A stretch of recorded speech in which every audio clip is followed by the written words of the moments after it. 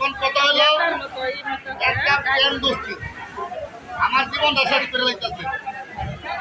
একবার জানা বেনা মনে লাইছে আমার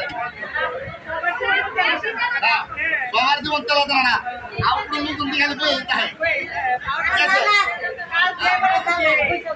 এখন ঘটনা হলো এই মালটা হলো শিপমেন্ট মানে সুইং 29 তারিখ, আজকে হলো 26 তারিখ,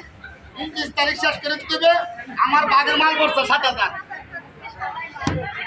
এরপরে হবে আউটপুট করছে মাত্র 1,000, আরো 6,000 বাকি আছে। তবে আমি সবাইকে বলবো অনুরোধ করে, কোনো হিংসায় নয়, কোনো একজনের প্রতি আরেকজনের হিংসায় নয়, মানবতার দৃষ্টিতে তোমার কাজটা শেষ হয়েছে বা তুমি করতে পারো। আমি তো অনেক প্রসেস ইজি হয়েছে হয়ে আপনারা যারা পারে না তাদেরকে কিছুটা রাখার দেন, তাদেরকে একটু সহযোগিতা করেন, তাদেরকে জমি করে দেন যেন আমরা এই মালটা শিপমেন্ট দিই তো তারা ওরা মালটা এটা যেন আমরা দ্রুত আনতে পারি সেই ব্যবস্থা আপনারা করে দেন। এখন প্রথম হলো বিশেষ করে হলো প্যানেলে অর্ডার করে হলো পাহাড় কুবেল, তারপরে হলো বৃষ্টি মাসুদ, তারপরে হলো যে আমার নতুন করে পয়সা অল্টার করে। আমি বলছি যে প্যানেলটা অবলম্বন করার আগে মাঠের থেকে সিএম উপরে থাকতে হইব, সিএম উপরে থেকে সুন্দর করে না কাটতে মাথাটা সুন্দর করে ধরে পুরো আসলে করে অ্যানাউন্স করতে হয় সামনে সাইড মারতে পারে সুন্দরভাবে। কিন্তু একজনে এক ডিজাইন করে, আমি এটাই বুঝলাম না এরা কীভাবে যে ডিজাইন করে। তো যাই হোক, গার্মেন্টসের গতিতে চলে। এখানে যেভাবে আমি কাজ দেখাবো সেভাবে কাজ করবে। আমি কাজ যাই একবার পরে আরেকবার, যেমন সুলতানা ওই জীবনটা করে উল্টা করে, উল্টা না করলে ওর শান্তি হয় না, ওর ফেটের বাচ্চা ওজন হয় না। পরে কইছি কাটমার দেখবা, তুমি কাটমার দেখবা, নাম্বার গুলি মারা দেবো, তুমি নাম্বার ভিতরে ভরে যাইতেছে গা, তুমি করবা না, তুমি কাটমারটা আগে মিলাইবা, কাটমারটা মিলছে তারপরে নাম্বারটা মিলাইবা, নাম্বারটা মিলছে তাহলে করবা, আনলে করবা না আনলে আমার ডাক দিবা। ভাই আমরা তো যাইছি এক বান্ডিল, আমি যে এক বান্ডিল যাইছি আমি তো তোমার করি নাই, তোমার বুঝাই দিছি, তোর এক বান্ডিল দিয়ে আসছি সকালবেলা, বিয়ালবেলা তুই আরেক বান্ডিল উনা করে কথা আমার এক বান্ডিল দিয়ে আসছি। ঠিক আছে, আমি তো জানি এলাকা লোক কেরা কোন চরিত্রের, কেরা কথা নিয়ে মিথ্যা কথা কইতে পারে, কেরা কতটুকু হাসা কথা কইতে পারে, অনেকে আছে। বা মনে করে আমি একটা কথা কই নাই বা আমি এই কাজটা করি নাই, তারপরে বলবো কি আপনি এই কাজটা কইছেন, এই কাজটা করছেন, তো তুমি এটা করতে বলে অমুক বেডি কইছে, বেডি কইছে, বেডি খেলা মর্জিনা খেলা, আমার খালা আমার আম্মা বেডি হয়, বেডি কেডা ফাতেমা কালা, বেডি কালা ফাতেমা আক্তার, এরা হইলো আমার বেডি, এরা হলো আমার মা আম্মা বেডি। আর তো সব সেরি, আমি তো দাদি সেরি, কেন আমার থেকে ছোট যারা এরা হলো সেরি, আমার থেকে বড় যারা এরা আমার আম্মা। তাহলে এখন ঘটনা হলো এই ধরনের কথাবার্তা থেকে আপনারা বিরত থাকবেন, আপনারা কাজ করেন, যেটা কতটুকু এটা আমি জানি। আমার এখানে যে কত নিয়ে আমার আর সিনার বাকি নাই, যে চিনতে যে হলো ডাক্তার সে রুগী দেখলেই বলতে পারে যে রুগীরে কি ওষুধ দিতে হইবে। আবার হাতুড়ি বান্ধা ডাক্তার হলে এতানি বড় একটা ভ্যাকসিন বানাইবে, এটা লেখতে বইরা লাগবে, ওষুধ খাইতে গেলে তোমার জীবন যখন সব শেষ। আর যে অরিজিনাল ডাক্তার সে কম দামের অল্প ট্যাবলেট দিবে, তোমার খুব ভালো হয়ে যাবে। তাহলে হলো আমি তো এইসবের উপরে পিএইচডি করছি, কার মুখটা কত চলতে পারে এটা আমি ভালো করি। আপনি কি কইবেন, আপনার চোখে নাকে মুখে দেখতে আমি বলে লাগবে যে আপনি এটা বলতে চাইতেছেন। কারণ আমি বললাম আমি এখানে গার্মেন্টসে আমি ছোট্ট কাল থেকে আসছি, কারণ আমার আসার পিছনে ইতিহাস আছে। আমি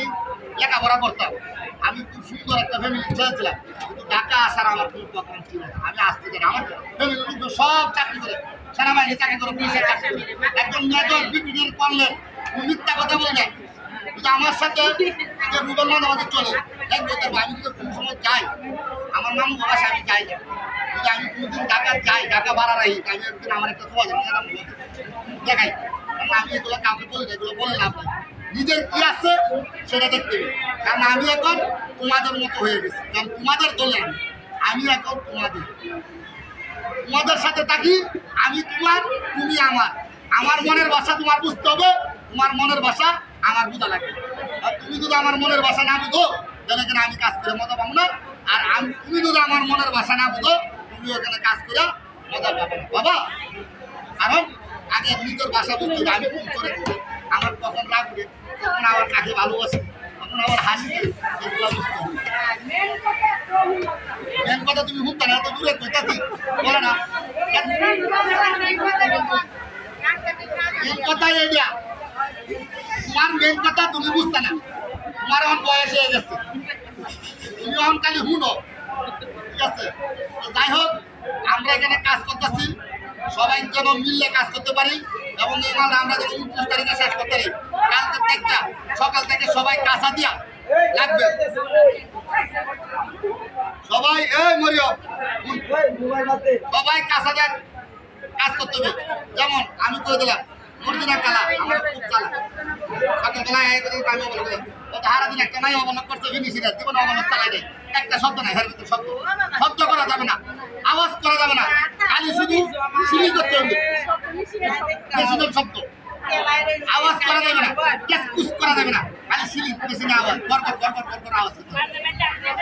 ঠিক আছে এখন এখন যাই হোক আমরা এটা মাথায় রাখবো তোমার আমরা 29 তারিখে শেষ করবো ঠিক আছে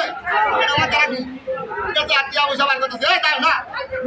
এটা দেখা এবারে উঠে মারা যাবে অন্য কথা এটা টিয়া পয়সার কথা কারণের কথা কইছে আমি আপনাকে বলতাছি মনোযোগ দিয়ে শুনবেন জাতীয় পরিচয়পত্র আমি কি কইছি জাতীয় পরিচয়পত্রের ফটোকপি নিজের এক পিস পাসপোর্ট সাইজের রঙিন ছবি 2 কপি নিজের তারপরে অফিসিয়াল আইডেন্টি কার্ড ফটোকপি এক পিস নিজের আর পাসপোর্ট সাইজের রঙিন ছবি 1 কপি নমিনি ভাই জামাইয়ের আর যদি জামাই না দেয় আমাদের দিয়ে দিও সমস্যা না